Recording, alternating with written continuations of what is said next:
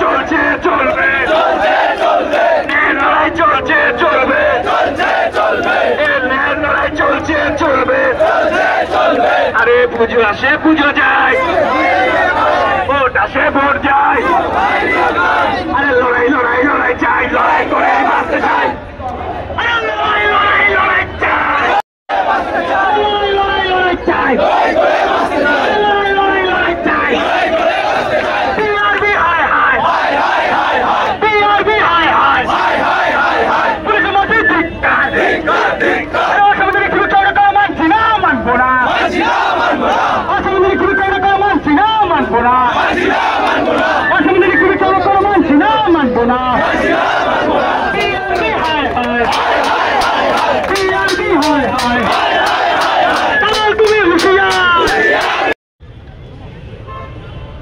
আজকে এই আন্দোলনে প্রত্যেকজন দেখেছ যে এখানে বিক্ষোভ অবস্থানে পথ অবরোধ হয়েছে। সেখানে পথ অবরোধে জামা খুলে প্রতিবাদ করেছি। তার একটা মূল জিনিস, আজকে আমাদের পশ্চিমবঙ্গের বুকে সবাই বলে রাজাকে, কিন্তু রাজার যে নগ্ন বস্ত্র সেইটা দেখানোর ক্ষমতা কারণ নাই, কিন্তু আজকে সেই দেখানোর সাহসটুকু আছে। আজকে দিনের পর দিন আমাদের রাজ্য সরকার, আমাদের পুলিশ রিক্রুটমেন্ট বোর্ড হাজার হাজার ছাত্রছাত্রীর সাথে প্রতারণা করছে। কি বলছে যে ওবিসি কেস না মিটলে নাকি আমাদের পরীক্ষা হবে না, তোমাদের পরীক্ষা হবে না। কিন্তু যখনই ওবিসি কেসের ডেট আসছে, দিনের পর দিন ওবিসি হিয়ারিং পেছিয়ে যাচ্ছে।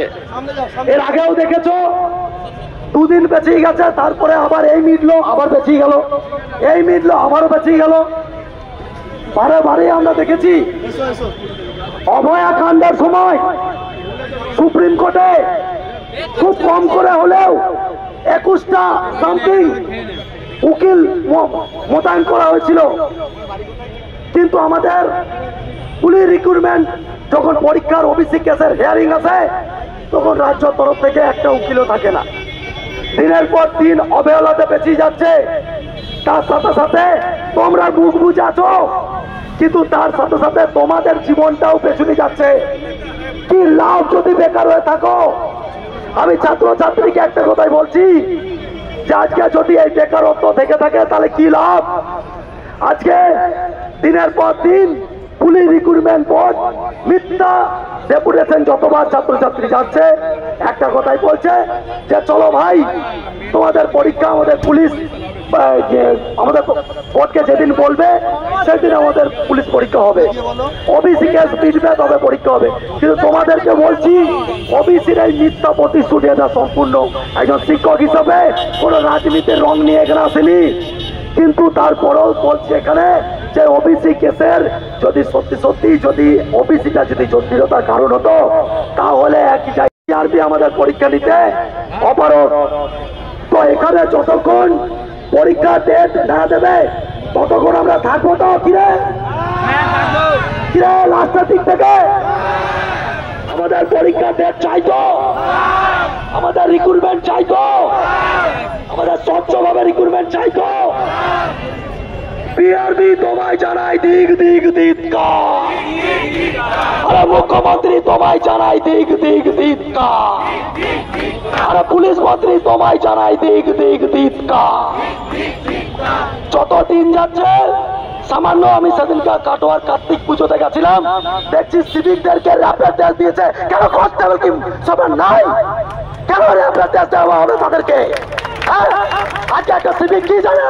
আজকে সিভিক হলো সেই সিভিক যেটা 145 টাকা রেট ছিল। আমি মিথ্যা কথা বলছি?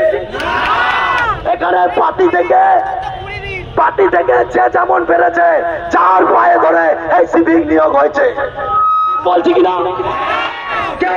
কেউ হাইটে ছোট, কেউ বুড়ি মুটা, পেট মুটা, তারা করছে সিভিকের চাকরি, আর তাদের দিকে করছে, আর তাদের দিকে দিচ্ছে 20% রিজার্ভেশন। ধিক্কার জানাই পুলিশ মন্ত্রী তোমায় জানাই দিক দিক ধিক্কার। এখানে